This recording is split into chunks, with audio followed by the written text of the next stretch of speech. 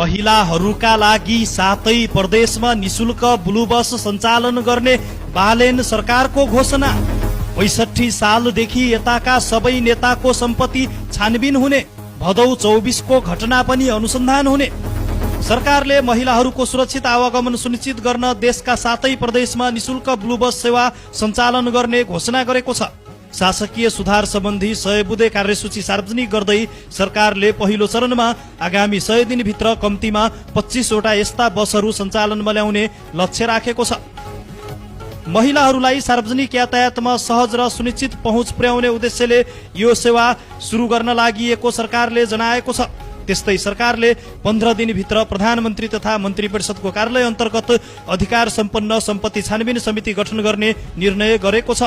अगाडि भनिएको छ, प्रधानमन्त्री तथा मन्त्री परिषदको कार्यालय अन्तर्गत अधिकार सम्पन्न सम्पत्ति छानबिन समिति गठन गर्ने समिति कानून, अर्थ, राजस्व तथा अनुसन्धान क्षेत्रका विज्ञ सहित गठन हुने, कागजात संकलन, विश्लेषण र सिफारिस गर्ने अधिकार प्रदान गरिने।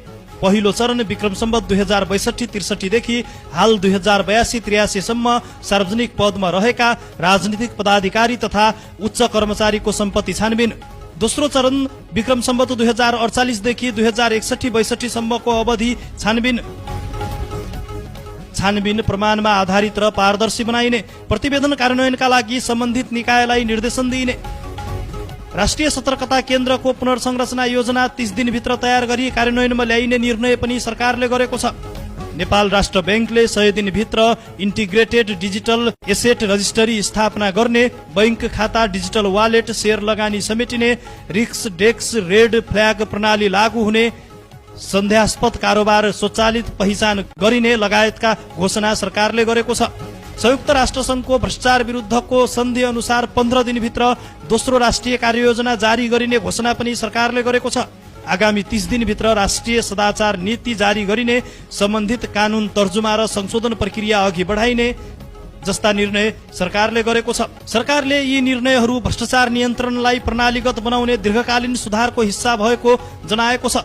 त्यस्तै सरकारले सरकारी तथा निजी अस्पतालका कुल शैय्या मध्ये कम्तीमा 10% निशुल्क उपलब्ध गराउने व्यवस्था कडाइका साथ लागू गर्ने निर्णय पनि गरेको छ।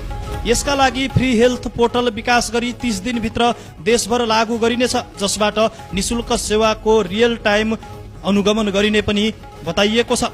विपन्न, असहाय तथा व्यवहारिसे बिरामीले अस्पताल सेवामा पहुँच नपाउने, आर्थिक कारणले उपचारबाट वञ्चित अवस्थाको अन्त्य गर्न र निजी सरकारी दुवै क्षेत्रमा सामाजिक उत्तरदायित्व अभिवृद्धि गर्न सरकारी तथा निजी अस्पतालका कुल शैय्या मध्ये कम्तीमा 10% निशुल्क उपलब्ध गराउने व्यवस्था कडाइ